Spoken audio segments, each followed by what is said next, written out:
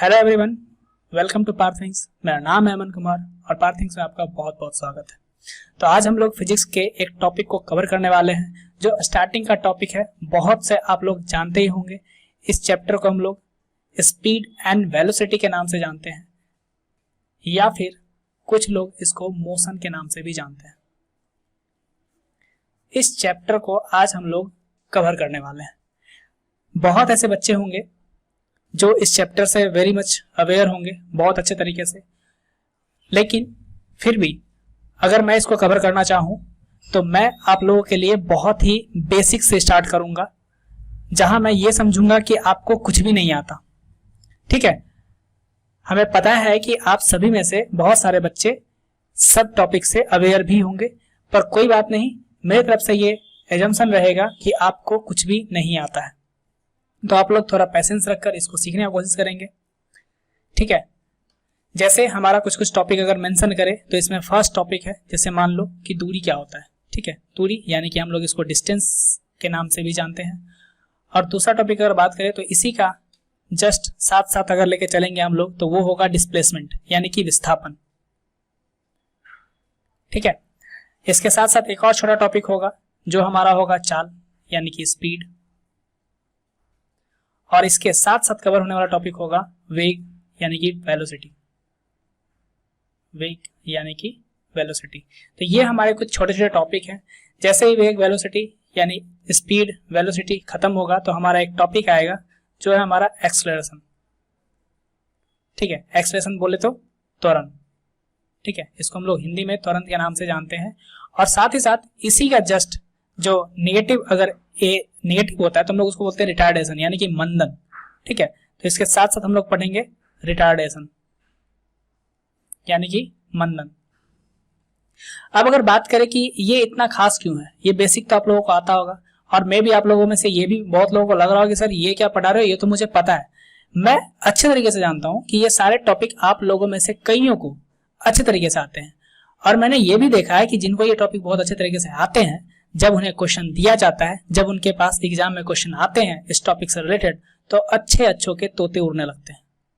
इसका मतलब आपको चीजें आती है पर उसकी क्लियरिटी, उसके डेप्थ, उसके कंसेप्ट्स आपको अच्छे से नहीं आते और आप उसे ये समझते हो कि आते हैं और इस तरीके से आपके क्वेश्चन नहीं बनते हैं। ठीक है, तो मेरा एक ही मानना है जो मैं हमेशा कहता हूं कि जब बात आए सीखने की, जब बात आए पढ़ने की या कुछ लर्न करने की, तो सीखो ऐसे जैसे आपको कुछ नहीं आता। और जब बात हो क्वेश्चन अटेम्प्ट करने की तो अटेम्प्ट ऐसे करो कि आपसे बेहतर किसी को नहीं आता। इसलिए मैं हमेशा फोकस करूंगा कि आपको चीजें अच्छे से आए, साथ ही साथ आपकी क्लियरिटी बहुत अच्छी हो और क्वेश्चन के अटेम्प्ट लेने में सबसे माहिर वाला आदत आपके अंदर आए। ठीक है, तो आज हम लोग शुरू करते हैं यहाँ से। डिस्टेंस से मैंने पहले ही बताया कि मैं बेसिक से स्टार्ट करूंगा। तो अगर मैं बात करूं दूरी का, ठीक है, तो दूरी होता क्या है। किसी भी खास समय में नॉर्मल चीजें, ये सब बातें जो है ना दिमाग में ही रिमाइंड करना है, इसमें कुछ ज्यादा लिखना नहीं है।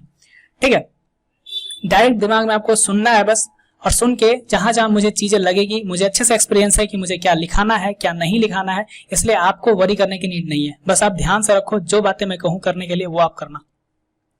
तो अगर मैं बात करूं कि दूरी का, तो दूरी होता क्या है। किसी भी खास समय में चले गए पथ की पूरी लंबाई। ठीक है, जैसे मान लो कि हमारा ये एक पाथ है, इस पाथ को चलने में जो समय लगा, ठीक है, इस पाथ को चलने में जो पूरा समय लगा, और इस समय में जो तय की गई पूरी लंबाई है, इस लंबाई को हम लोग क्या बोलते हैं, दूरी कहते हैं। ठीक है, जैसे यहां से यहां चला, फिर यहां से यहां चला, फिर यहां से यहां चला, यहां से यहां चला, जो टोटल टाइम लगा, और इस टोटल टाइम में जो टोटल ये दूरी ट्रेवल किया, ये जो लंबाई इसने चला, ये लंबाई ही इसका दूरी कहलाता है। साथ ही साथ अगर हम विस्थापन के बारे में बात करें तो विस्थापन क्या होता है कि दो बिंदुओं के सबसे शॉर्टेस्ट डिस्टेंस यानी कि न्यूनतम दूरी हमारा विस्थापन कहलाती है। तो विस्थापन क्या होता है, जैसे मान लो कि यहीं पर ये जो पॉइंट था हमारा, ठीक है, ये जो हमारा फॉर्म था, मान लो मैंने इसको 1, 2 और 3 का नाम दे दिया।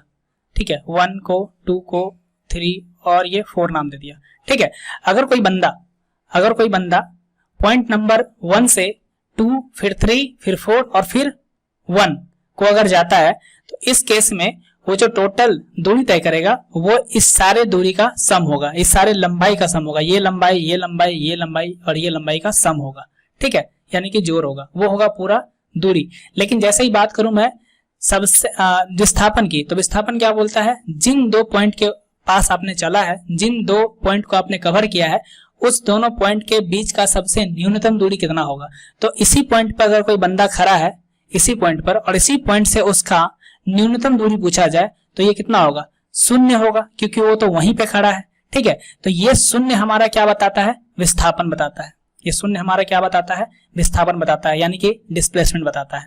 और उसी तरीके से अगर मैं बोलूं कि एक चक्कर जब इसने लगाया तो इस एक चक्कर में इसकी दूरी कितना है, अगर मैं बोल दूं कि ये 4 सेंटीमीटर का लंबाई है और ये 6 सेंटीमीटर का लंबाई है, 4 ये है और 6 ये है, तो इस तरीके से अगर मैं बोलूं कि दूरी कितना कवर किया, तो दूरी क्या होता है, पूरा लंबाई जो कवर किया है उसने, वही उसका दूरी कहलाता है। इसका मतलब 4 + 6 + 4 + 6 इसका कुल दूरी होने वाला है। तो आपको आई होप कि ये समझ में आया होगा कि दूरी और विस्थापन में क्या अंतर है, ठीक है। अगर मैं थोड़ी देर के लिए बात करूं अंतर का, तो ये अंतर आपको ऐसे भी समझना है कि ये हमारा क्या होता है, अदिश राशि होता है और ये सदिश राशि होता है। अब ये अदिश और सदिश क्या होता है, इसके बारे में मैं किसी और वीडियो में बताने वाला हूँ, ठीक है, क्योंकि इसका एक अलग ही डिफरेंट लेक्चर है जो कि पूरा का पूरा एक लेक्चर ही कवर करता है। फिलहाल मैं इस पर नहीं जाऊंगा, ठीक है। फिलहाल आपको ये समझना है कि दूरी यानी जो राशि, जिस राशि का सिर्फ परिमाण हो, दिशा नहीं हो, उसको हम लोग कहते हैं अदिश राशि, और जिसमें परिमाण और दिशा दोनों हो उसको बोलते हैं हम लोग सदिश राशि।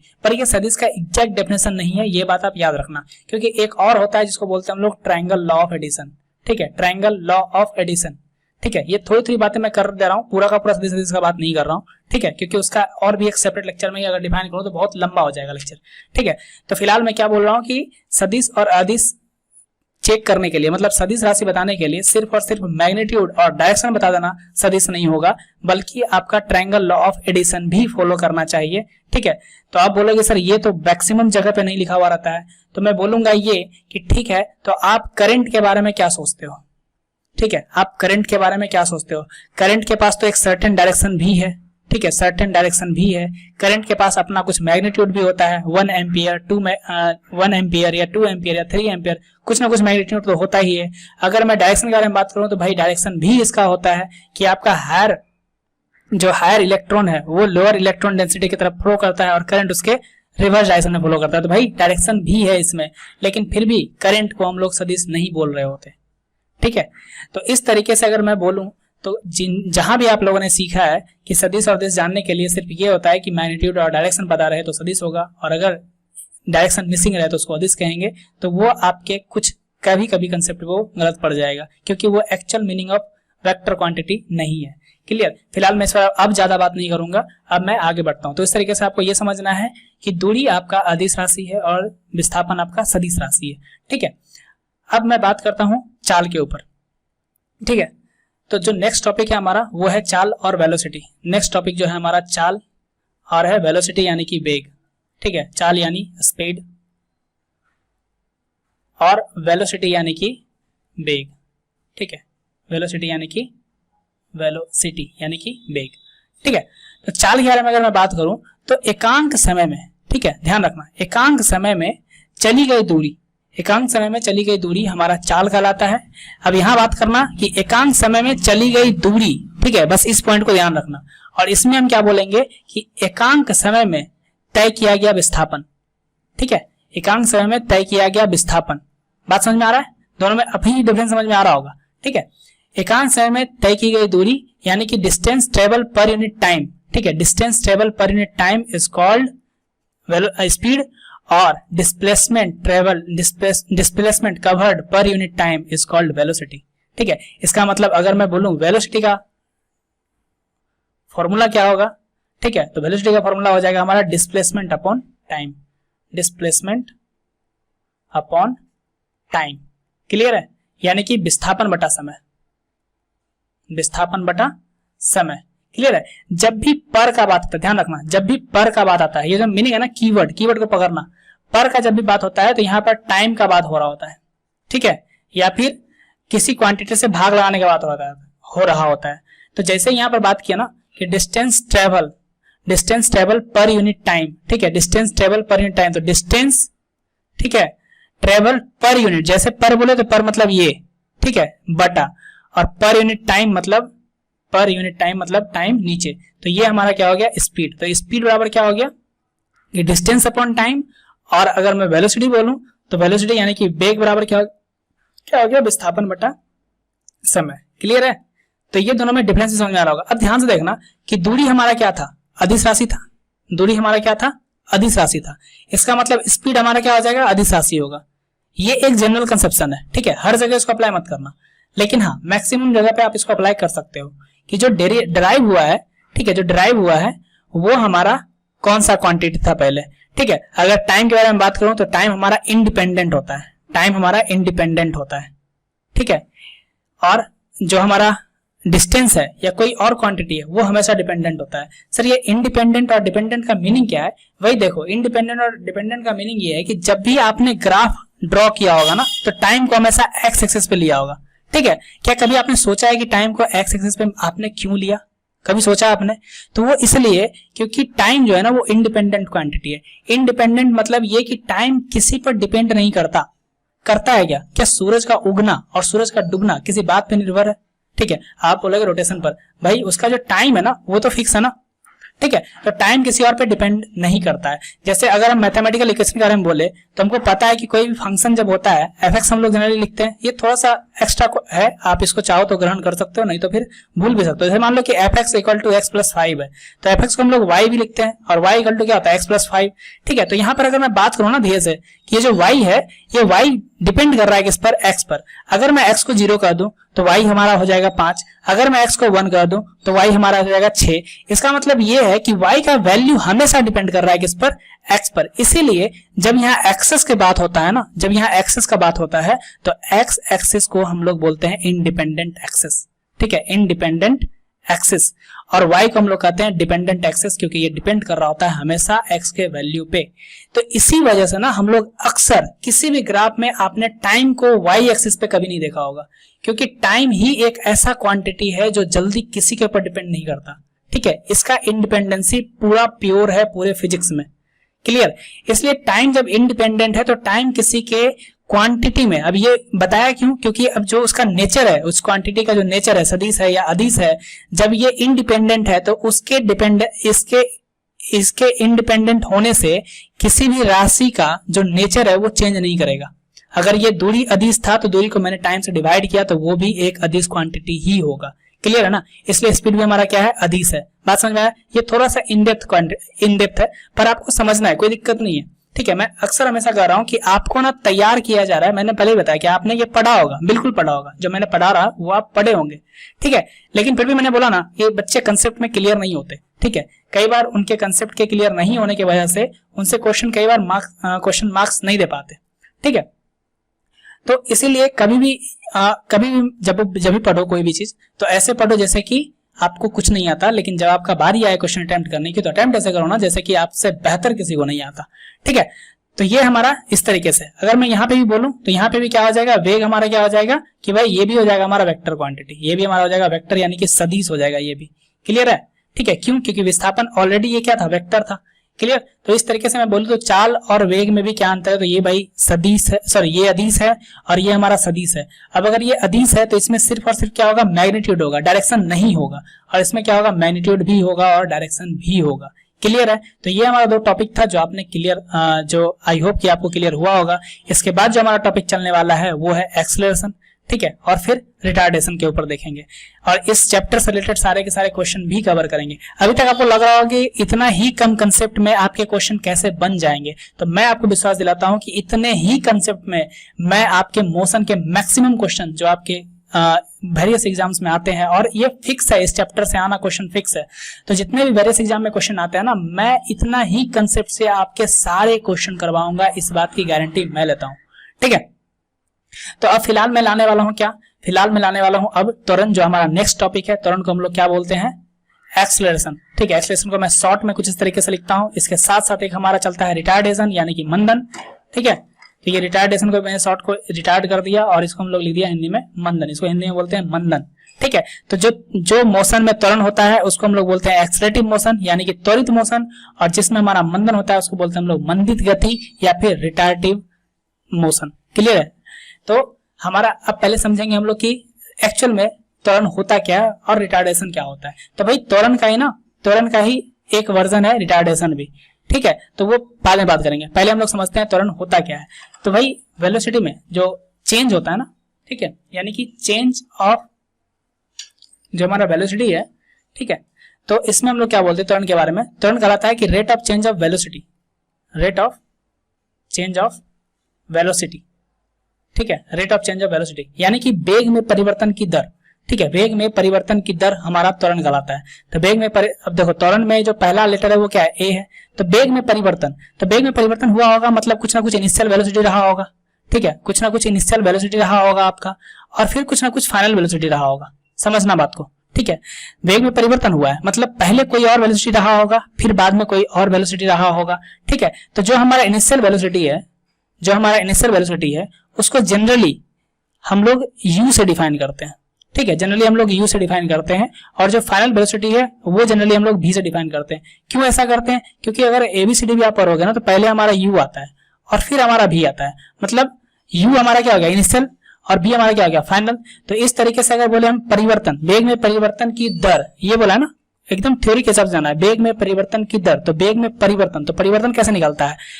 ज्यादा माइनस कम यानी कि फाइनल माइनस इनिशियल, ठीक है। अब दर का बात किया है यानी कि v minus u upon T, तो यही हमारा क्या हो जाएगा? एक्सप्रेशन। क्या ये बात समझ में आया? ठीक है, वेग में परिवर्तन की दर, तो परिवर्तन मतलब क्या? पहले बाद में कुछ और है, पहले कुछ और था, यानी जो कम था उससे ज्यादा हो गया। अगर ये 1 था ये 2 हो गया, तो परिवर्तन कितना का? 1 का। कैसे निकाले हमने? तो 2 माइनस 1 किया, 1 निकाला, ठीक है। तो ये 1 हमारा क्या हो गया? परिवर्तन हो गया। और परिवर्तन का दर जैसे बोलेगा तो ये दर यानी ये जो परिवर्तन हुआ ये कितने समय में हुआ, तो उससे हम लोग डिवाइड कर देंगे, तो वही हमारा क्या निकल जाएगा? एक्सप्रेशन निकल जाएगा। बात समझ में आ रही है? तो rate of change of velocity is called expression, यानी कि वेग में परिवर्तन की दर को हम लोग क्या बोलते हैं? त्वरण बोलते हैं। क्लियर है? अब देखो यहां से अगर यही केस उल्टा चला जाए, ठीक है, अगर यही केस उल्टा चला जाए, उल्टा चल जाने का मतलब ये कि मान लो कि फाइनल मतलब जैसे इसमें हुआ कि 1 से 2 हो गया, ठीक है, तो यहाँ पे हमको क्या दिख रहा है कि वेग में परिवर्तन हुआ है, लेकिन ये परिवर्तन बढ़ोतरी में हुआ है, 1 से 2 हुआ है। एक परिवर्तन ऐसा भी तो हो सकता है कोई वेलोसिटी 2 है फिर वो आ जाए 1 की तरफ, मान लो कि ये 2 मीटर पर सेकेंड है और फिर ये बाद में हो जाए 1 मीटर पर सेकेंड, तो भाई यहाँ वेलोसिटी में परिवर्तन तो हुआ है लेकिन फाइनल वेलोसिटी कम हो गया है इनिशियल से।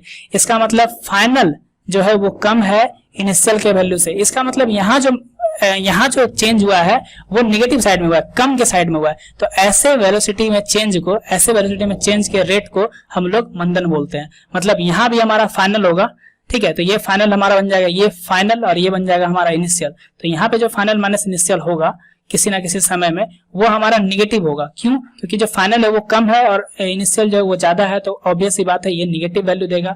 और इसी एक्सेलरेशन के निगेटिव वैल्यू को रिटार्डेशन कहते हैं, यानी कि मंदन कहते हैं। बात समझ में आया?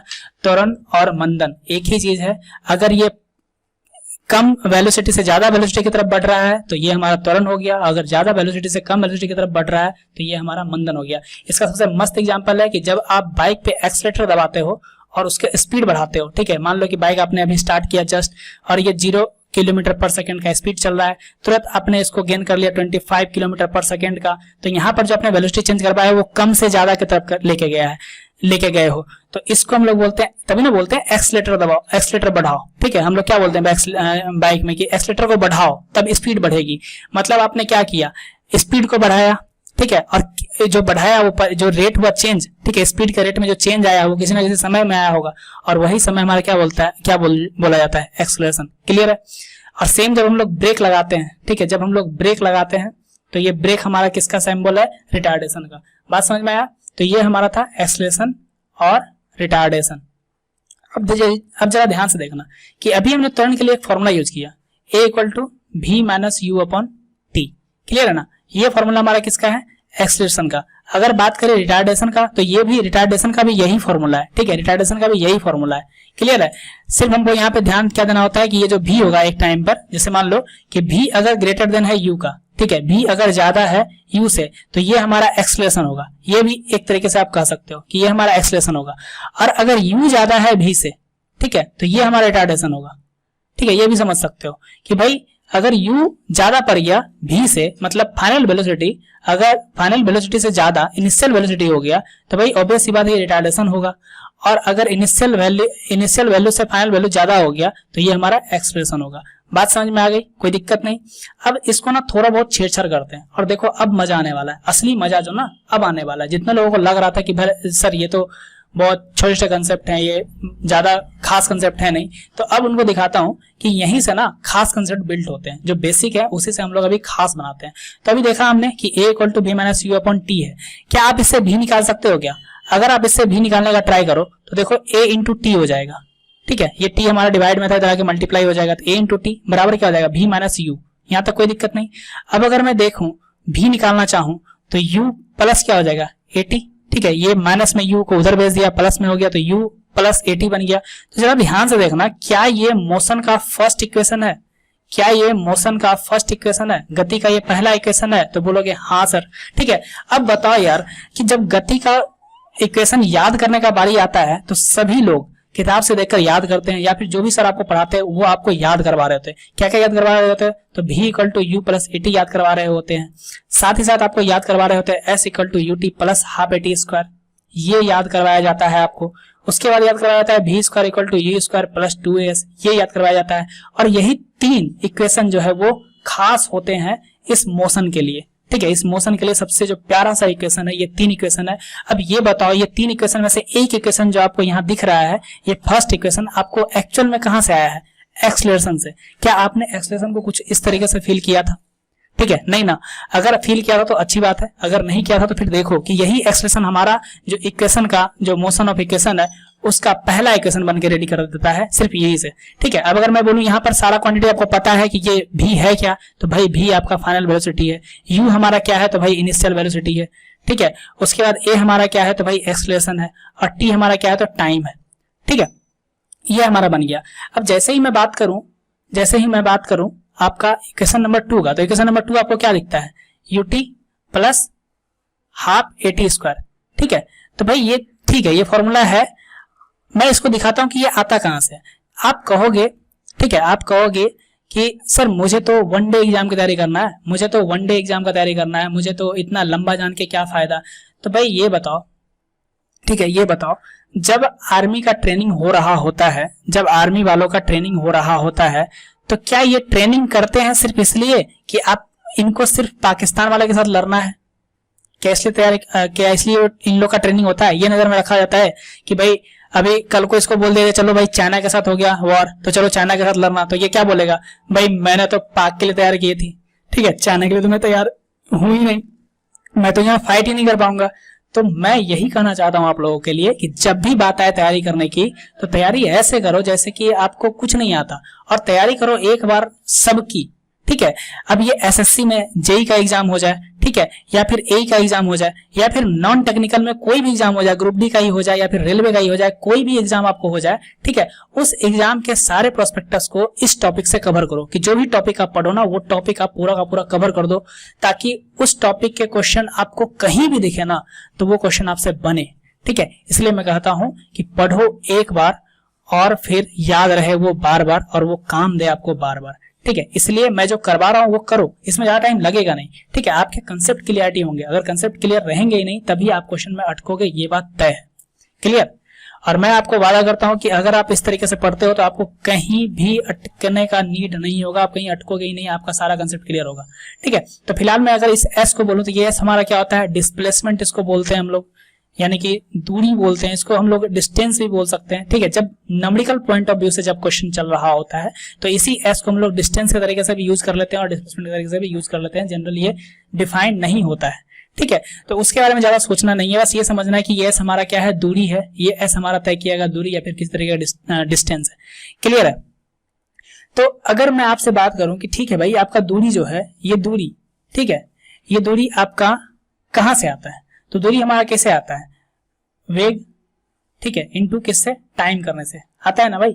वेग और इनटू टाइम, मतलब स्पीड इनटू टाइम कर देंगे तो आपका दूरी मिल जाएगा, या फिर यहाँ डिस्प्लेसमेंट बोलो। मैंने पहले बताया डिस्प्लेसमेंट या distance numerical point of view से कंफ्यूजन नहीं होना है, ठीक है, क्योंकि आपको न्यूमेरिकल पॉइंट ऑफ व्यू पे काम करना है। तो दूरी बोलूं या फिर इसी को मैं बोल दूं विस्थापन, अगर आपको टोटल विस्थापन निकालना है तो ये विस्थापन क्या होगा, वेग इनटू टाइम। अब ध्यान से देखना कि जितने भी एक्सलेटिव मोशन होते हैं जिसमें एक्सलेशन आ रहा होता है, वहां पर ना कभी भी एक वेलोसिटी नहीं रहता, वहां पर ना एक से ज्यादा वेलोसिटी दिया रहता है, ठीक है, यानी कि u भी होता है v भी होता है।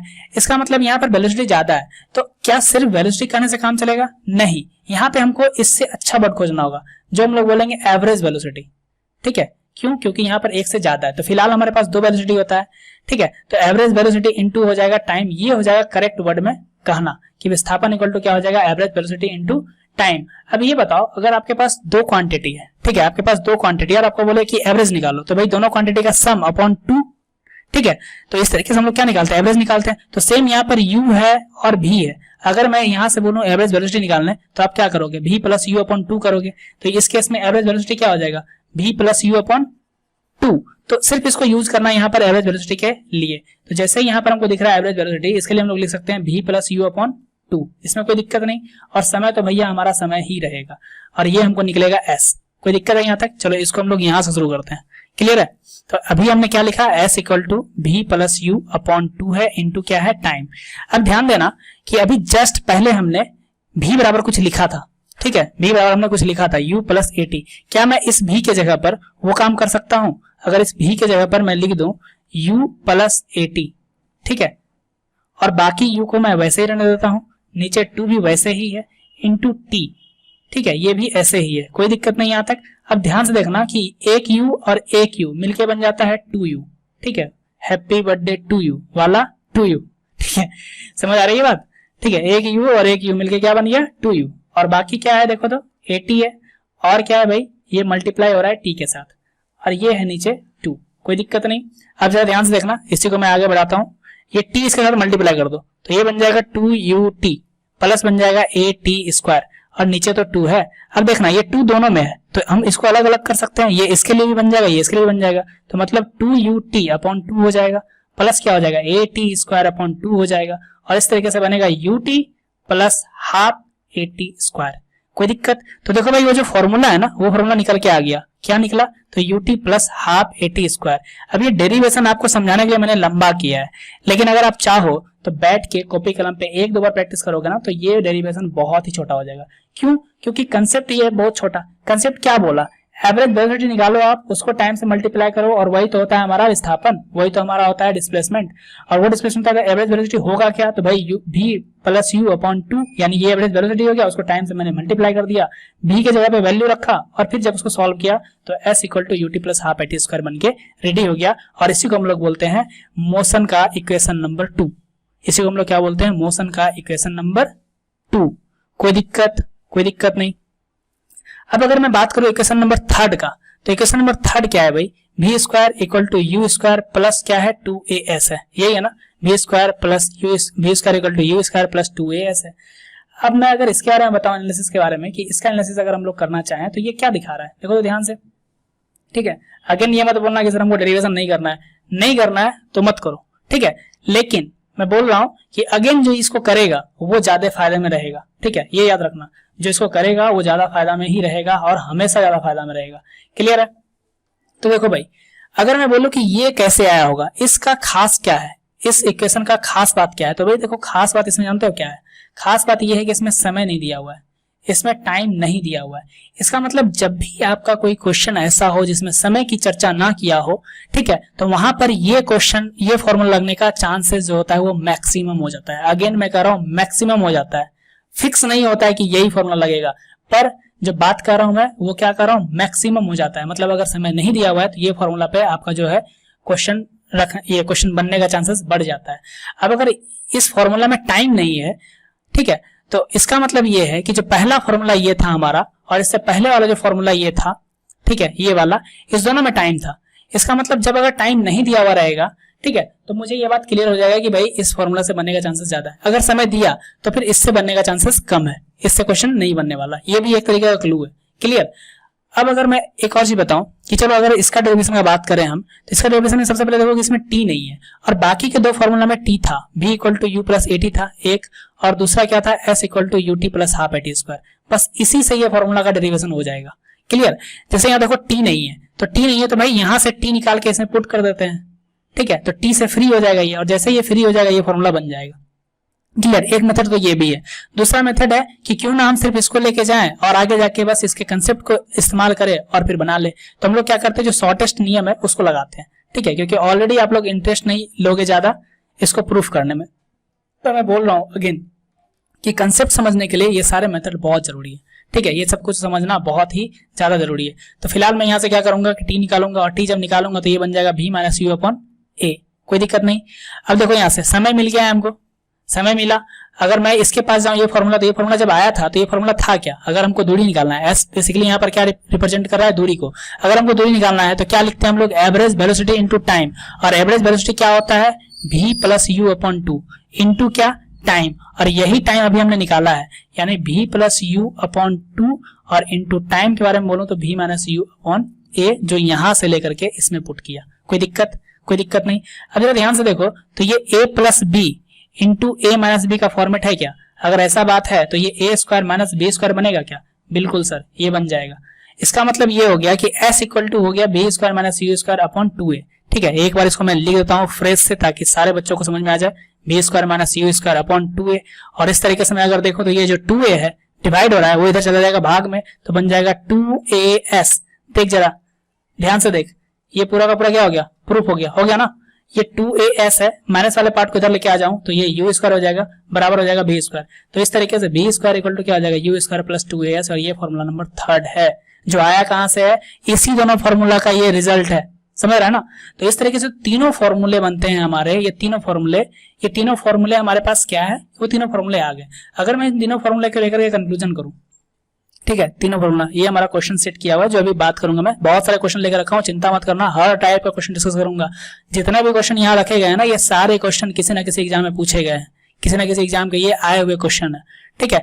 इसलिए मैं कहा ना, और याद रखना अभी जितना कंसेप्ट बताया ना मैं उतना ही कंसेप्ट यूज करूंगा, ये सारे क्वेश्चन बन जाएंगे, ये सारे क्वेश्चन बन जाएंगे, एक भी क्वेश्चन छूटने वाले नहीं है। इसलिए मैं बता रहा था कि कंसेप्ट मैंने पहले बताया, कंसेप्ट जब दूं तो पूरा का पूरा सुन लिया करो, क्योंकि जितना कंसेप्ट दूंगा ना उतना ज्यादा क्वेश्चन आपके आसानी से बन रहे होंगे। अगर मैं बोलूं कि ये जो 3 इक्वेशन मैंने अभी पढ़ा, ठीक है, बेसिकली अगर मैं बोलूं 4 इक्वेशन, ठीक है, क्यों, क्योंकि एक्सलेशन से ही सारा बात हुआ है। तो फिलहाल मैं अगर चारों को कैटेगराइज करूं अच्छे तरीके से तो भाई ये ज्यादा सही होगा। जो आपका इंपॉर्टेंट फॉर्मूला निकला वो क्या क्या निकला, एक तो एक्सलेशन निकला, जो था क्या, वेग में परिवर्तन की दर को हम लोग त्वरण कहते हैं, पहला बात। दूसरा बात, इसी फॉर्मूला से निकला है हमारा v equal to u plus a t, ठीक है, इसी से निकला है, सेम जस्ट इसी का रिप्रेजेंटेशन ये है। उसके बाद हमारा क्या आएगा, s equal to u t plus half a t square. अगर मैं बोलूं इस फॉर्मूला का ओरिजिन क्या था, तो ओरिजिन ये था एवरेज वेलोसिटी, ठीक है, एवरेज वेलोसिटी, इसको हम लोग शॉर्ट में लिखते हैं कि इस फॉर्मूला का जो ओरिजिन था, मतलब s निकालने का जो तरीका था वो था v एवरेज, ठीक है, v एवरेज इंटू टाइम, यही किया था ना हमने। और ये क्या था हमारा, ये निकल गया था एवरेज वेलोसिटी इनटू टाइम किए थे, वहां पर v का वैल्यू पुट किए थे और ये निकल के आ गया था, ठीक है। सारे प्रोसेस को रिकॉल कर रहे हैं एक बार रिवीजन टाइप से, ताकि आपके दिमाग में सारा चीज आया हुआ रहे। उसके बाद एक फॉर्मूला था हमारा v square equal to u square plus 2s, अभी जस्ट हमने किया है इसलिए सारी बातें आपको याद रहेगा, ठीक। अब यहाँ पर कोई ऐसा चीज है जो आपको ये लगे कि आप इसके बारे में नहीं जानते, जैसे कि a है, v है, u है, t है, हर एक इंफॉर्मेशन आपको यहाँ पर पता होगा, कोई भी ऐसा इंफॉर्मेशन नहीं होगा जो आप नहीं जानते हो, ठीक है। तो मैं क्वेश्चन पर आने से पहले कुछ मुख्य बातें और भी बताना चाहता हूं, ठीक है। ये हमारा कुछ ना कुछ इंपॉर्टेंट पॉइंट के रूप में रहेंगे, तो ये इंपॉर्टेंट पॉइंट क्या क्या है, तो इंपॉर्टेंट पॉइंट नंबर सबसे पहला 1, ठीक है। तो भाई अगर मैं बात करूं मोशन का, तो मोशन हमारा दो टाइप का होता है, ठीक है, मोशन हमारा 2 टाइप का होता है, ध्यान रखना, ठीक है। इंपॉर्टेंट पॉइंट नंबर 1 में पहला पॉइंट ये है कि मोशन हमारा 2 टाइप का होता है। सर कौन कौन सा होता है 2 टाइप का, एक होता है भाई यूनिफॉर्म मोशन, ठीक है, एक होता है हमारा यूनिफॉर्म मोशन। इस यूनिफॉर्म मोशन को हम लोग बोलते हैं एक समान गति, ठीक है, एक समान गति, इसको हम लोग क्या बोलते हैं, एक समान गति। और जो दूसरा टाइप होता है मोशन का वो होता है नॉन यूनिफॉर्म, ठीक है, वो होता है नॉन यूनिफॉर्म मोशन, ठीक है, यानी कि असमान गति, किताबी लैंग्वेज में इसको लिखते हैं किताबी लैंग्वेज में इसको बोलते हैं गैर समान गति, ठीक है, गैर समान गति किताबी लैंग्वेज है इसका, ठीक है। अब जरा ध्यान से देखना कि ये इसका मतलब क्या है सर, ये uniform motion, non uniform motion, बातें तो समझ आ नहीं रही, ठीक है। तो अगर आप गौर से देखो ना इसके मीनिंग को अगर ध्यान से देखो, ऑब्जर्व करो, तो आपको लगेगा यार सब कुछ तो क्लियर है, इसमें नया क्या है। एक समान गति मतलब गति में कोई परिवर्तन नहीं, और गति में अगर परिवर्तन ही नहीं तो एक्सेलरेशन आएगा क्या, बताओ। एक समान गति मतलब गति में कोई परिवर्तन नहीं, और गति में जब परिवर्तन नहीं होगा तो क्या उसमें त्वरण आएगा, नहीं आएगा। मतलब वैसा मोशन जिसमें कोई त्वरण नहीं होता, ठीक है, वो कहलाता है हमारा यूनिफॉर्म मोशन। क्लियर है। अगर हम बात करें नॉन यूनिफॉर्म का, तो जैसे इसका उल्टा, यहाँ पर a इक्वल टू 0 मतलब यहाँ त्वरण एग्जिस्ट नहीं करेगा, यहाँ त्वरण होगा ही नहीं, ठीक है। तो नॉन यूनिफॉर्म में क्या होगा, यहाँ पर त्वरण होगा, मतलब यहाँ पर त्वरण का वैल्यू 0 नहीं होगा, यहाँ कोई ना कोई त्वरण एग्जिस्ट करता होगा। क्लियर है, समझ में आ रहा है। इसका मतलब ये है सर कि सर जो आप स्पीड पढ़ते हो ना, speed equal to distance upon time, ठीक है। तो यहाँ पर जरा ध्यान से देखो कि यहाँ पर ये सब ना ये सब यूनिफॉर्म मोशन होता है, यहाँ पर त्वरण का चर्चा नहीं होता, इसलिए ए आपको कहीं पर नहीं दिखता। तो जितना भी पढ़ते हो स्पीड या फिर पढ़ते हो वेलोसिटी, जनरल तरीके से वेलोसिटी, डिस्प्लेसमेंट अपॉन टाइम, ठीक है, ये सारे के सारे ना कौन से मोशन के एग्जांपल है, यूनिफॉर्म मोशन के, जहां त्वरण होता ही नहीं है, हमेशा वेलोसिटी एक जैसा चल रहा होता है। साफ साफ लिख रहा होता है कि भाई एक ट्रेन है 40 किलोमीटर पर आवर, ठीक है, तो बताओ 2 घंटे में कितना दूरी तय करेगा। इस टाइप के जो मोशंस होते हैं, इस टाइप के जो क्वेश्चन होते हैं, वो सब अंतर्गत में आते हैं किसके, यूनिफॉर्म के। और जिसमें एक्सेलरेशन आता है कि पहले कुछ और वेलोसिटी था, मान लो पहले 2 किलोमीटर पर आवर था और फिर 10 किलोमीटर पर आवर हो गया, तब इतने टाइम में, ठीक है, आप उसके दूरी को कैलकुलेट कीजिए। यानी जिस टाइप के क्वेश्चन में वेलोसिटी का वैल्यू चेंज हो रहा हो, वो हमारा कहलाता है नॉन यूनिफॉर्म मोशन। क्लियर है। और नॉन यूनिफॉर्म मोशन में एक्सेलरेशन 0 कभी नहीं होगा। एक्सेलरेशन 0 हुआ तो वो हमारा यूनिफॉर्म मोशन, और एक्सेलरेशन 0 नहीं हुआ तो वो हमारा नॉन यूनिफॉर्म मोशन। अब ये नॉन यूनिफॉर्म मोशन भी 2 तरीके का होता है, ठीक है। अगर मैं बात बोलूं ये नॉन यूनिफॉर्म मोशन का, तो ये भी 2 तरीके का होता है। एक होता है एक्सेलरेटिव मोशन और दूसरा होता है रिटार्डिव मोशन, जो मैंने शुरू में बात किया था। या तो देखो ना कैसे कैसे बेसिक के सारे फंडे एक दूसरे से कनेक्ट हो रहे हैं, बात समझ में आ रही है ना, इसलिए मैंने बोला था, ठीक है, इसलिए मैंने बोला था कि बेसिक को कभी भी मत छोड़ो। मैंने बोला था ना कि जब आप बेसिक को पकड़ लेते हो ना, तो आपको सारी चीजें मैं कनेक्ट कर दूंगा। तो अभी देखो ये नॉन यूनिफॉर्म मोशन में जो 2 टाइप का मोशन होता है, ठीक है, नॉन यूनिफॉर्म मोशन में जो एक्सेलरेशन 0 होता है, तो ये एक्सेलरेशन अब 2 तरीके से हो सकता है। एक या तो हमारा 0 से बड़ा होगा, क्योंकि 0 नहीं होगा, तो 0 से बड़ा होगा मतलब पॉजिटिव हो सकता है, या तो एक्सेलरेशन पॉजिटिव हो सकता है, या तो एक्सेलरेशन निगेटिव हो सकता है। तो जिसमें एक्सेलरेशन निगेटिव होता है, क्या उसी को हम लोग रिटार्डेशन बोलते हैं, रिटार्डेशन उसी को बोलते हैं, या फिर उसी को हम लोग रिटार्डिव मोशन बोलते हैं, रिटार्डिव मोशन बोलते हैं, ठीक है। यानी कि अगर मैं बोलूं तो मंदित गति बोलते हैं उसको, मंदित गति, ठीक है। और इसी को हम लोग बोलते हैं त्वरित गति, ठीक है, यानी एक्सेलरेटिव मोशन। मतलब जहां पे एक्सेलरेशन का वैल्यू पॉजिटिव वहां पे एक्सेलरेशन, और जहां पे ए का वैल्यू निगेटिव उसको हम लोग बोलेंगे रिटार्डेशन। क्लियर है ना।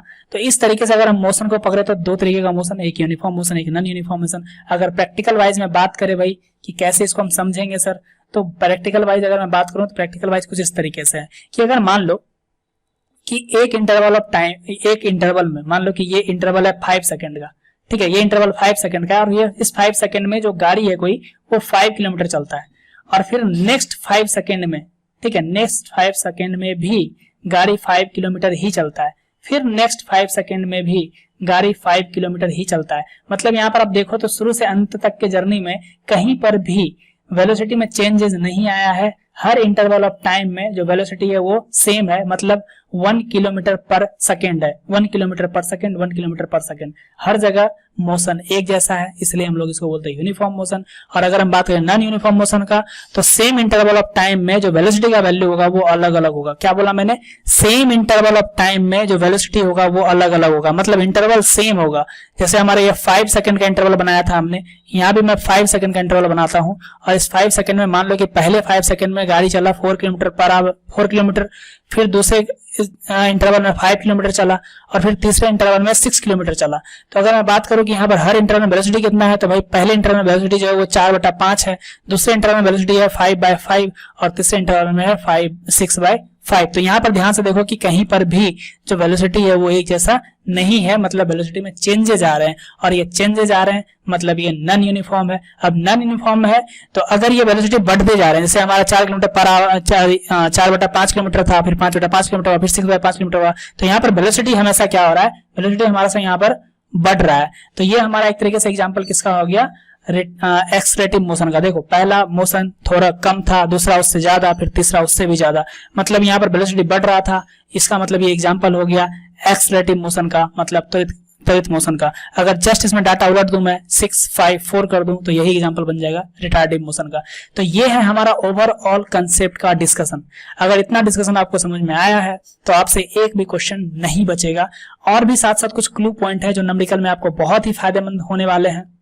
वो क्लू क्या क्या है, तो भाई जब भी, मैंने पहले ही बताया, जब भी गाड़ी, ठीक है, जब भी गाड़ी में ब्रेक अप्लाई किया जाए, ठीक है, जब भी गाड़ी में ब्रेक अप्लाई किया जाए, ब्रेक तब अप्लाई करते हो आप जब गाड़ी किसी न किसी स्पीड में रहता है, यानी उसके पास कोई ना कोई वेलोसिटी होता है, कोई ना कोई स्पीड उसके पास होता है, और फिर ब्रेक अप्लाई करने के बाद वो गाड़ी रुक जाती है तो उसका वेलोसिटी क्या होता है, 0 हो जाता है। मतलब अगर गाड़ी ब्रेक लगाने के बाद रुक जाए, ध्यान रखना, अगर गाड़ी ब्रेक लगाने के बाद गाड़ी रुक जाए, ठीक है, तो इसका मतलब उसका फाइनल वेलोसिटी क्या हो जाएगा, 0 हो जाएगा। ये बात आप ध्यान रखना, उसका फाइनल वेलोसिटी क्या हो जाएगा, 0 हो जाएगा। और फाइनल वेलोसिटी हम लोग इंडिकेट किससे करते हैं, v से, तो मतलब उसका v 0 हो जाएगा। इनिशियल वैल्यू उसका कुछ ना कुछ रहेगा क्योंकि कुछ ना कुछ स्पीड पे, समथिंग स्पीड वहां पे है, तो सम स्पीड से वो स्टार्ट किया था और जब ब्रेक अप्लाई किया तो ये 0 हो गया। सेम उसी तरीके से अगर ये 0 से शुरू हो रहा है, मतलब गाड़ी रुकी हुई अवस्था से है और स्पीड शुरू होते ही इसने 5 किलोमीटर पर आवर की स्पीड पकड़ ली, मतलब कुछ टाइम इंटरवल में इसने एक्सलेट कर दिया खुद को और ये वैल्यू अटेंड कर गया, तो इसका मतलब कहने का मतलब ये है कि अगर कोई गाड़ी स्टार्ट हो जस्ट, ठीक है, रेस्ट से, मतलब रुका हुआ अवस्था से स्टार्ट हो, तो उस केस में जो उसका इनिशियल वेलोसिटी होता है वो हमेशा 0 होता है, मतलब u का वैल्यू उस समय हमेशा 0 हो रहा होगा। ये दो बातें हैं, ब्रेक के केस में फाइनल वेलोसिटी 0, और अगर गाड़ी हमारा रुकी हुई अवस्था से स्टार्ट हो रही है तो वो हमारा क्या हो जाएगा, u 0। बस ये पॉइंट याद रखना। वैसे भी ये सब पॉइंट याद रखने की चीजें नहीं है, ये सब तो सिर्फ माइंड के साथ खेलने का, एक्सरसाइज करने का है, जो बच्चे भी समझ जाएंगे इसमें कि भाई गाड़ी में जब ब्रेक लगा दिया तो उसका वेलोसिटी क्या हो गया, फाइनल में अंतोगत्वा वो रुक गया है, मतलब वो 0 हो गया है। और अगर कोई गाड़ी 0 मतलब रुकी हुई अवस्था से चालू हो रही है तो उसमें हमारा इनिशियल वेलोसिटी जो है वो हमारा क्या हो जाए, क्या हो रहा है, 0 हो रहा है। क्लियर है? तो ये था हमारा पूरा का पूरा हमारा कंसेप्ट का क्लास। और आपने देखा कि ये कंसेप्ट हमारा ना एकदम बेसिक से ही शुरू हुआ, और ये कंसेप्ट हमारा बेसिक से शुरू होते होते धीरे धीरे हाई कंसेप्ट का रूप लिया, और इस तरीके से हमारा क्वेश्चन बनाने के लिए सारा कंसेप्ट जो है वो आ चुका है। तो अभी मैंने पहला क्वेश्चन लिया है, ठीक है, जो पहला क्वेश्चन हमारा किस पर है, पहला क्वेश्चन है हमारा दूरी और विस्थापन निकालने के लिए। तो यहाँ पर हमको अगर बात किया जाए, वैसे स्पेस है नहीं, आप चाहो तो इसको निकाल भी सकते हो, कोई बड़ा बात नहीं है, ठीक है। कहता है कि एक आर त्रिज्या है, ठीक है, मतलब 7 मीटर का एक त्रिज्या है, इसमें एक गाय को बांध दिया गया और ये गाय जो है इसके चारों तरफ 2.5 चक्कर लगाती है, ठीक है, 2.1/2, यानी कि ये 5/2 चक्कर लगाती है। तो इस 5/2 चक्कर में ये दूरी कितना ट्रेवल करेगा, तो दूरी उतना ही जो एक परिधि, यानी एक परिधि में चली गई दूरी, तो एक परिधि में चली गई दूरी कितना होगा, 2πr, और ये चला कितना, 5/2 ओवरऑल चक्कर, तो इतना इसका क्या हो जाएगा, दूरी हो जाएगा। और साथ ही अगर मैं बोलूं कि डिस्प्लेसमेंट कितना होगा, तो भाई देखो इसने 2.5 चक्कर लगाए, मतलब पहला जब चक्कर इसने लगाया तो वापस से उसी पोजीशन पे आ गया, मतलब वेलोसिटी डिस्प्लेसमेंट 0। फिर इसने एक और चक्कर लगाया, दूसरा चक्कर, और फिर वापस वहीं पे आ गया, तो ये पूरा 2 चक्कर में इसका जो विस्थापन होगा वो कितना होगा, 0। अभी आधा चक्कर बाकी है इसका, तो आधा चक्कर में इसने यहां से गया और यहां तक ट्रेवल किया, ये पॉइंट तक ट्रेवल किया, तो इस पॉइंट तक ट्रेवल किया, तो ध्यान देना यहां से ये गाय गई, यहां से गई और यहां पे आके रुक गई। अब बोलेगा कि इसका विस्थापन कितना, तो भाई क्या ये विस्थापन इस तरीके से जाएगा, नहीं ना, शॉर्टेस्ट डिस्टेंस, हमेशा क्या बोला गया, शॉर्टेस्ट डिस्टेंस, जो न्यूनतम दूरी होगी 2 बिंदु का, एक बिंदु ये हो गया, ये फाइनल बिंदु हो गया हमारा, ये हमारा इनिशियल बिंदु हो गया, ये शुरू वाला बिंदु है, ये लास्ट वाला बिंदु है, तो शुरू वाला बिंदु से लास्ट वाला बिंदु को मिला दो, ठीक है, तो मिलाने से आपको क्या मिलता है, ये शॉर्टेस्ट डिस्टेंस मिलता है, और यही शॉर्टेस्ट डिस्टेंस क्या होगा, विस्थापन होगा। तो यहां से यहां इस सेंटर तक आने में त्रिज्या 7 और फिर इस सेंटर से यहां आने में 7, इसका मतलब विस्थापन कितना हो गया, 14 मीटर। कोई दिक्कत? तो ये था हमारा पहला क्वेश्चन। तो आइए हम लोग नेक्स्ट क्वेश्चन की तरफ देखते हैं। अब इसमें क्या बोलता है कि अगर किसी कार की प्रारंभिक चाल, सबसे पहले तो क्वेश्चन में नीचे ही दिख गया, ये ब्रेक लगा दिया, ठीक है, मतलब ब्रेक लगा दिया, तो अब कार अगर रुक गई होगी तो फाइनल वेलोसिटी इसका 0 हो जाएगा, ठीक है। साथ ही साथ इसने क्या बोल दिया है कि प्रारंभिक चाल इसका दिया हुआ है 72 किलोमीटर पर आवर, मतलब u का वैल्यू इसने दे रखा कितना 72 किलोमीटर पर आवर। क्लियर है, इसने प्रारंभिक वेग तो दे दी, यानी प्रारंभिक चाल तो इसने दे दिया, और साथ ही साथ क्या बोलता है कि और 5 सेकंड के बाद ब्रेक लगा दिया गया, मतलब इसमें टाइम कितना दिया हुआ है 5 सेकंड। टाइम कितना दिया हुआ है 5 सेकंड। तो कहता है कि उस कार पर मंदन ज्ञात कीजिए। तो भाई मंदन बोले या एक्सलेरेशन बोले, कुछ भी बोले, मतलब यही होता है कि उसका ए का वैल्यू कितना होगा। क्लियर है, तो बेसिकली हमको इस पूरे क्वेश्चन में निकालना ए है। अब बात इसने क्या किया है मंदन का, ठीक है, बात इसने क्या बोला है मंदन का। इसका मतलब जो ए का वैल्यू होगा फटाक से बताना कि वो पॉजिटिव होगा या निगेटिव होगा। ठीक है, अगर मैं पूछूं आपसे कि पॉजिटिव होगा या निगेटिव होगा, तो भाई मंदन केस आता है किसका, निगेटिव वैल्यू का। इसका मतलब इसका अगर मैं वैल्यू का पहले ही आंसर दे दूं ना, तो या तो आंसर बी होने वाले हैं या तो आंसर डी होने वाले हैं। क्यों? क्योंकि ये दोनों वैल्यू क्या है, पॉजिटिव में, तो ये पॉजिटिव तो आंसर इसका निकलने वाला है नहीं, नेगेटिव वैल्यू इसमें यही दिया हुआ है, तो मैक्सिमम चांसेस है कि यही आंसर होगा इसका। ठीक है, अगर नन ऑफ दिस के जगह पर कोई और वैल्यू होता, पॉजिटिव वैल्यू होगा, तो कंफर्म कर देते कि ये बी आंसर ही होने वाला, पर फिलहाल ये बी आंसर ही होगा, ये आप तय कर लो। ठीक है, तो यहां पर हमारा क्या बोला है, ब्रेक अप्लाई किया है। ध्यान रखना, ब्रेक अप्लाई किया है, इसका मतलब भी हमारा क्या हो जाएगा, जीरो। फाइनल वेलोसिटी क्या हो जाएगा, जीरो। ब्रेक अप्लाई किया, गाड़ी रुक गया, गाड़ी रुका, और यहाँ u दिया हुआ है, v दिया हुआ है। अब एक चीज का चक्कर है भाई, हमेशा यूनिट के ऊपर ध्यान देना। ये यूनिट हमारा किलोमीटर पर आवर में है, और यहाँ समय दिया हुआ है सेकंड के लिए। इसका मतलब इसको पहले बदलना पड़ेगा। अब बदलने का दो मेथड है। जो बच्चा बिगिनर है, ठीक है, वो कुछ ऐसे कर लो कि अगर तुम्हारा सेकंड में लेके जाना है, तो सेकंड जो है ना फेवरेबल होता है मीटर के साथ, और घंटा जो है फेवरेबल होता है किलोमीटर के साथ। तो यहाँ पर देखो, जैसे यहाँ किलोमीटर दिखा, तो ये हमारा घंटा है। अब यहाँ सेकंड दिख रहा है, तो इसका मतलब इसके लिए फेवरेबल क्वांटिटी क्या होगा, मीटर में। बात समझ में आ गया ना? वही जो एमकेएस, एफपीएस, ठीक है, या सीजीएस, ये सब पद्धति जो हुआ करता था, उस पद्धति में ये सब बात बताया जाता है ऑब्वियसली। ठीक है, तो यहाँ पर देखा जाए तो यहाँ पर किलोमीटर है तो आवर के साथ दिया हुआ है, यहाँ सेकंड में हमको टाइम दिया हुआ है, तो हम लोग यहाँ क्या करेंगे कि सबसे पहले इसको चेंज कर लेंगे। इसको चेंज करके हम लोग किसमें लेके आएंगे, मीटर पर सेकंड में लेके आएंगे। तो मीटर पर सेकंड में लाने का दो मेथड, या तो आप कन्वेंशनल मेथड जाओ, यानी कि जो ऐसे करते हैं हम लोग कि 72 किलोमीटर बराबर कितना मीटर, तो 1000 से मल्टीप्लाई किए तो ये मिला। फिर एक घंटा में कितना सेकंड, तो 60 पहले मिनट, और फिर 60 सेकंड से मल्टीप्लाई किए तो ये हमारा टोटल सेकंड मिला, और फिर इसको तोड़ ताड़ करेंगे तो फिर एक्चुअल आंसर आएगा। इसी का दूसरा मेथड भी होता है, जो इसी कैलकुलेशन करने के बाद सिंप्लीफाई किया जाता है, वो होता है 72 × 5/18। अगर इससे आप मल्टीप्लाई कर दिए तो ये हमारा मीटर पर सेकंड में आ जाएगा। इसका मतलब 18 × 54, 18 × 72, मतलब 5 × 20 मीटर पर सेकंड हो गया इसका वेलोसिटी। आप इसको भी सॉल्व करोगे तो वही आएगा। ठीक है, ये उसके लिए था जिसको ये पता नहीं होता 5/18, जनरली सबको पता ही होता है। ठीक है, पर फिर भी मैंने बताया कि ये आता कहां से, तो यहीं से आता है। क्लियर है?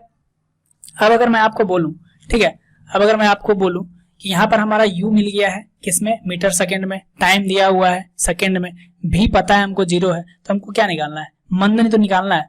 और मंदन निकालना तो कोई स्पेशल फॉर्मूला नहीं होने वाला है, वही फॉर्मूला v = u + at, ये अपने आप बताएगा, ठीक है, कि मंदन है या एक्सलेशन है। अगर a का वैल्यू पॉजिटिव आता है तो एक्सलेशन है, यानी कि त्वरण है। अगर a का वैल्यू निगेटिव आता है, वो भी वैल्यू खुद ब खुद निकलेगा। आपको सिर्फ सॉल्व करना है, आपको कुछ भी छेड़छाड़ नहीं करना है, कहीं माइनस नहीं लगाना है, कहीं प्लस नहीं लगाना है, ये अपने मन से आपको कुछ नहीं करना है। क्लियर ना?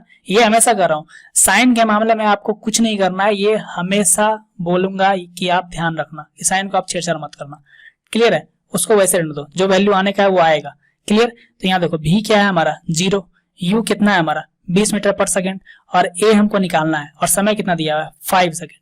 अब देखो जरा ध्यान से, ये 20 आएगा, उधर प्लस से इधर तो माइनस बनेगा, 5 इसमें डिवाइड करेंगे और ये वैल्यू देगा a का, तो ये देखो कितना आया -4, और ये -4 मीटर पर सेकंड स्क्वायर ही b का वैल्यू है, मतलब b is the right answer of this question. Clear? अब हम लोग आते हैं क्वेश्चन नंबर 2 के क्वेश्चन नंबर नेक्स्ट पे। ठीक है, ये बात समझ में आ गया ना? कोई दिक्कत तो नहीं है इसमें, कोई दिक्कत नहीं आएगा, हमको पता है। ठीक है, अब आते हैं हम लोग इस क्वेश्चन के ऊपर। तो आइए बढ़ते हैं हम लोग नेक्स्ट क्वेश्चन की तरफ। नेक्स्ट क्वेश्चन हमारा क्या कहता है कि यदि एक कार अपनी प्रारंभिक स्थिति से 20 सेकंड में 144 किलोमीटर पर घंटा की गति तक समान रूप से त्वरित होता है तो यह कितनी दूरी तय करेगा। ठीक है, सबसे पहले देखो क्या क्या दिया हुआ है। यहाँ बोला है कि प्रारंभिक स्थिति से, तो किसी भी कार की प्रारंभिक स्थिति क्या होगी कि भाई वो कार रुका हुआ होगा। सबसे पहले अगर मैं बात करूँ तो वो कार क्या होगा, रुका हुआ होगा। ठीक है, मतलब प्रारंभिक स्थिति में उसका u क्या होगा, जीरो होगा। ठीक है, उसका प्रारंभिक स्पीड क्या होगा, जीरो होगा, और ये zero 144 kilometre per hour attend कर लेता है कितने सेकंड में, t = 20 सेकेंड, मतलब 20 सेकेंड में ही जीरो स्पीड से 144 किलोमीटर पर घंटा का स्पीड को गेन कर लेता है।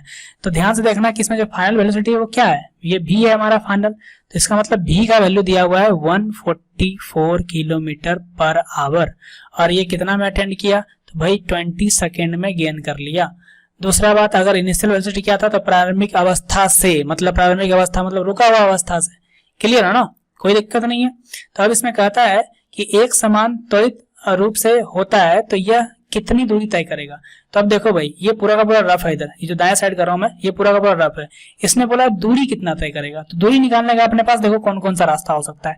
s equal to u t plus half a t square, एक रास्ता ये हो सकता है। क्या और कोई रास्ता है भाई? एक और रास्ता है, v square equal to u square plus 2as भी कर सकते हैं हम लोग, इसमें भी s निकाला जा सकता है। लेकिन इन दोनों के बीच में अगर मैं बोलूं कॉमन बात क्या है, तो भाई दोनों मेथड लगाने के लिए हमको a का वैल्यू चाहिए, जो कि a का वैल्यू नहीं दिया हुआ है, सिर्फ ये बोल दिया है कि एक समान रूप से त्वरित है। क्लियर? इसका मतलब आपको निकालना पड़ेगा क्या, a, ठीक है, तो a निकालना पड़ेगा। अब देखो ध्यान से कि दिया क्या क्या क्वांटिटी, तो उनको हम u दिया हुआ है, u दिया हुआ है, t दिया हुआ है और v दिया हुआ है।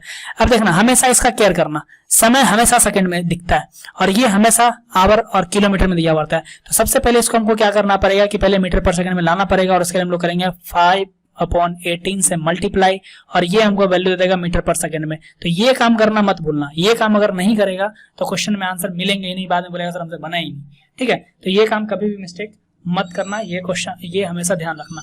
क्लियर? तो अगर मैं बोलूं क्या ये कटेगा, तो भाई काटो, 3 चौक 18, ठीक है, 3 चौक 12 और 3 चौक कितना हो गया, 3, अरे भाई आराम से देख लो, 3 चौक 12 हो गया, ठीक है। उसके बाद फिर कितना हो जाएगा, 3 8 24 हो गया, और 6 8 48 हो गया। इसका मतलब 8 पंचे 40 मीटर पर सेकेंड इसका फाइनल वेलोसिटी है, ठीक है। ये हमारा v का वैल्यू है। क्लियर? 40 मीटर पर सेकेंड, ये किलोमीटर पर आवर में था और ये हमारा मीटर पर सेकेंड में है, कोई दिक्कत नहीं। टाइम हमको 20 सेकंड दिया हुआ है, यू हमको दिया हुआ है। अब बताओ अगर a निकालना है, तो भाई सबसे सीधा सवाल, सबसे सीधा फॉर्मूला लगाएंगे ना, v equal to u plus a t. क्या इससे भी सीधा फॉर्मूला होता है क्या? नहीं होता। ऑब्वियसली दिख रहा है कि यहाँ पर 2 फॉर्मूला तो पहले ही लाइन में लगा हुआ है, तो बचा कौन सा, यही ना, तो यही लगने वाला है। तो अब यहाँ से a निकल जाएगा। तो देखो भाई v कितना है, v ये वाला वैल्यू मत रख देना, ये वाला गलती मत करना, ये वाला रखना। तो ये हो गया हमारा 40 इक्वल टू हो जाएगा u है कितना 0, और a कितना है, a तो निकालना ही है, और t कितना है 20 है। तो यहाँ से अगर मैं बोलूं a कितना, तो बोलोगे भाई 2 मीटर पर सेकेंड स्क्वायर, ठीक है, 2 मीटर पर सेकेंड स्क्वायर क्या निकल गया, a निकल गया। क्लियर? अब a मिल चुका है आपको, अब क्या चाहिए, दूरी। दूरी के लिए तुम चाहो तो ये इस्तेमाल करो, चाहे तो ये इस्तेमाल करो, दोनों में से कोई भी इस्तेमाल करेगा, answer will be same. Clear? तो यहाँ देखो, अगर मैं पहला वाला ही यूज कर लूं, तो s equal to u t plus half a t square. अगर मैं बात करूं u का, तो u हमारा इनिशियल वेलोसिटी था, वो हमारा 0 था, 0 होने से ये पूरा का पूरा वैल्यू 0 हो जाएगा, बचेगा सिर्फ हाफ ए टी स्क्वायर, और हाफ ए टी स्क्वायर में भी हमारा 1/2, a का वैल्यू हमारा निकला है 2, और टी स्क्वायर मतलब 20 इंटू 20 2 बार, तो ये 20 इंटू 20 कैंसिल, मतलब 2 और 2 कैंसिल, और ये 20 का मल्टीप्लीकेशन होता है 400। इसका मतलब 400 metre will be the right answer of this question, मतलब 400 मीटर इस क्वेश्चन का आंसर होने वाला है। कोई दिक्कत इसे समझने में? क्वेश्चन कैसे डिकोड हुआ भाई, इसके वर्ड से। इसके वर्ड से कैसे, तो प्रारंभिक स्थिति से आरंभ किया था, इसका मतलब 0 की स्थिति से स्टार्ट किया था, टाइम दिया हुआ था, अंतिम वेलोसिटी दिया हुआ था, उसके बाद a निकालना था और ये निकालना था दूरी। कोई दिक्कत नहीं, क्वेश्चन अच्छा है, ठीक है। इसी तरीके के क्वेश्चन आपको एग्जाम में ज्यादातर पूछे जाते हैं। और अब मैं बढ़ता हूं क्वेश्चन नंबर आगे, नेक्स्ट क्वेश्चन पे। तो अब कहता है कि एक अचल स्थान से, ध्यान रखना, एक अचल स्थान से मतलब अगेन यहाँ कह रहा है कि जो ऑब्जेक्ट है वो 0 से स्टार्ट हो रहा है। एक अचल स्थान से चलकर सोनी का वेग साइकिल द्वारा 30 सेकंड में 6 मीटर पर सेकंड हो जाता है, तो साइकिल का त्वरण का गणना करें। बहुत ही आसान सा क्वेश्चन है ये, बहुत ही आसान सा क्वेश्चन। अचल स्थान मतलब सिंपल सा बात है कि कोई रेस्ट में था, वहां से साइकिल चला और चल करके 6 मीटर पर सेकंड का वेलोसिटी गेन किया, और ये वेलोसिटी गेन करने में इसने लिया है 30 सेकंड, मतलब टाइम दिया हुआ है, और u यहाँ पर है 0। तो अगर मैं बोलूं कि त्वरण, तो त्वरण तो simple v minus u upon T, वेग में परिवर्तन की दर, तो वेग हमारा 6 हुआ है, ये 0 से 6 बना है, तो ये 6 माइनस 0 अपॉन हो जाएगा 30, और इस तरीके से मैं देखूं तो यहाँ पे आ रहा है 6 अपॉन 30, तो ये जो वैल्यू है 3 दूनी 6, और ये 2/10 हो गया, और 2/10 को हम लोग लिख सकते हैं, सॉरी 2/10 10, 2/100 नहीं, 2/10 को हम लोग लिख सकते हैं 0.2 मीटर पर सेकेंड स्क्वायर। तो ये हमारा है आंसर और ये बी हो जाएगा। इस तरीके से हम लोग बढ़ते हैं नेक्स्ट क्वेश्चन के ऊपर। नेक्स्ट क्वेश्चन हमारा क्या बोलता है, एक रेलगाड़ी 72 किलोमीटर पर घंटे की गति से चल रही है, इसे 200 मीटर की दूरी पर रोकना है। ठीक है, तो रोकना है मतलब ध्यान रखना, रोकना है मतलब कि यहाँ पर रिटार्डेशन लगने वाला है। क्लियर, ब्रेक लगने वाला है। तो ब्रेक लगने वाला है मतलब चर्चा करेगा ये मंदन का, पहले ही क्लियर हो गया था। तो एक रेलगाड़ी 72 किलोमीटर पर घंटे की स्पीड से चल रही है, तो यहाँ पर पहले से चल रही है मतलब u का वैल्यू होगा लेकिन v का वैल्यू 0 होगा। याद है ना, मैंने पहले बताया था u का वैल्यू होगा लेकिन v का वैल्यू 0 होगा। क्यों? क्योंकि ब्रेक अप्लाई हो रहा है। यहाँ पर a हमको निकालना है, u का वैल्यू दिया हुआ है कितना, 72 किलोमीटर पर आवर। ध्यान देना, 72 किलोमीटर पर आवर, 200 मीटर पर रोकना है इसको। ठीक है, मतलब s का वैल्यू दिया हुआ है 200 मीटर, 200 मीटर पर रोकना है। अब भाई ये तो देखो सही बात हुआ नहीं, ठीक है, कि ये हमारा किलोमीटर पर आवर में रहेगा और ये सिर्फ मीटर में रहेगा, तो ये अच्छी बात है नहीं। आप चाहो तो इसको बदल सकते हो, और अगर मैं इसको बदलने का बात करूं तो 72 इंटू 5/18 हो जाएगा, 18 चौक 72 और 4 पंचे 20, इसका मतलब 20 मीटर पर सेकेंड है इसका आरंभिक स्पीड, और ये आरंभिक स्पीड घट करके हो जाएगा 0, और इस 0 होने के दौरान इसका मंदन कितना होगा। तो भाई वही फॉर्मूला अगेन हमारा यहाँ पर देखो दूरी दिया हुआ है, टाइम नहीं दिया हुआ, ध्यान रखना। इस पूरे के पूरे क्वेश्चन में आपको टाइम मेंशन नहीं किया है, और यही क्लू आपको कहाँ पे पहुंचाएगा, इक्वेशन नंबर 3 के ऊपर, क्योंकि इक्वेशन नंबर 3 में हमारा टाइम मेंशन नहीं होता है। याद आया आपको ये बात? ठीक है, तो अगर टाइम मेंशन नहीं रहता है तो फॉर्मूला से हम लोग स्विच कर जाएंगे फॉर्मूला नंबर 3 पर, और फॉर्मूला नंबर 3 पर हमारा ये फॉर्मूला होता है, और ये फॉर्मूला हम लोग जैसे ही अप्लाई करेंगे क्वेश्चन हमारा सॉल्व हो जाएगा। तो v मतलब 0 होने वाला, मतलब 0 का स्क्वायर 0, और u होने वाला हमारा 20 metre per second into 20 metre, और प्लस हो जाएगा 2a और इंटू हो जाएगा s, और s का वैल्यू हमारा दिया हुआ है इसलिए हम लोग s डायरेक्ट पुट कर देंगे, तो ये हमारा हो जाएगा 200। ठीक है, अब ध्यान से देखना, ये हमारा 400 प्लस में था, इधर आ जाएगा माइनस में, और ये हो जाएगा हमारा 2a इंटू 200, ये 2 शून्य से 2 शून्य खत्म, ये 2 और 2 मिलके 2 दूनी 4 होगा, और ये 4 यहाँ कट जाएगा, तो मतलब -1 बचेगा, -1 इक्वल टू a होगा। इसका मतलब अगर मैं बोलूं तो जो मंदन है, ठीक है, जो रिटार्डेशन है वो कितना है, -1 मीटर पर सेकेंड स्क्वायर का है। ठीक है, -1 मीटर पर सेकेंड स्क्वायर का है। अब ऑप्शन की तरफ बढ़ते हैं, ऑप्शन में हमारा 1 मीटर पर सेकेंड स्क्वायर दे रहा है। सर आपने पहले बताया था कि मंदन में निगेटिव वैल्यू होता है, बिल्कुल। अगर इसको राइट तरीके से लिखा जाए तो यहाँ पर -1 मीटर पर सेकेंड स्क्वायर इसको लिखना चाहिए है, पर अगर ये नहीं लिखा है तो आप इसको ऐसे समझे कि ये हमारा मैग्नीट्यूड के फॉर्मेट में दिया हुआ है, सारा का मैग्नीट्यूड हमारा, यानी साइन को मेंशन लोग नहीं किया है, तो ये आंसर मैग्नीट्यूड के हिसाब से लग जाएगा। Option number A is the correct answer for this question. Next question क्या है, एक पिंड विरामावस्था से, पहले ही बोला विरामावस्था से मतलब क्या, रुका हुआ अवस्था से, और अगर रुका हुआ अवस्था से बोला है मतलब u कितना होगा, 0 होगा। विरामावस्था से चलकर विरामावस्था से 2 मीटर पर सेकेंड स्क्वायर के एक समान तुरंत चाल से शुरू करता है, मतलब भी देखो इसका कितना हो गया है, 2 मीटर पर सेकेंड स्क्वायर, पहले ही बोल दिया इसने। बोलता है कि 2 सेकंड में पिंड द्वारा तय की गई दूरी, ठीक है, 2 सेकंड में पिंड द्वारा तय की गई दूरी। तो अगेन आपको क्या चाहिए, दूरी चाहिए, और दूरी के लिए आपको हमेशा दोनों फॉर्मूला जो एस का फॉर्मूला दोनों होता है, दोनों में ए चाहिए आपको। तो ए नहीं दिया हुआ है, ए निकालने के लिए सबसे पहले क्या करोगे, तो ए इक्वल टू हो जाएगा v माइनस यू अपॉन हो जाएगा, ठीक है, अपॉन हो जाएगा हमारा t, यानी v कितना 2 metre per second square minus 0 upon t यानी कि 2 सेकेंड, तो ये हो जाएगा 1 मीटर पर सेकेंड स्क्वायर।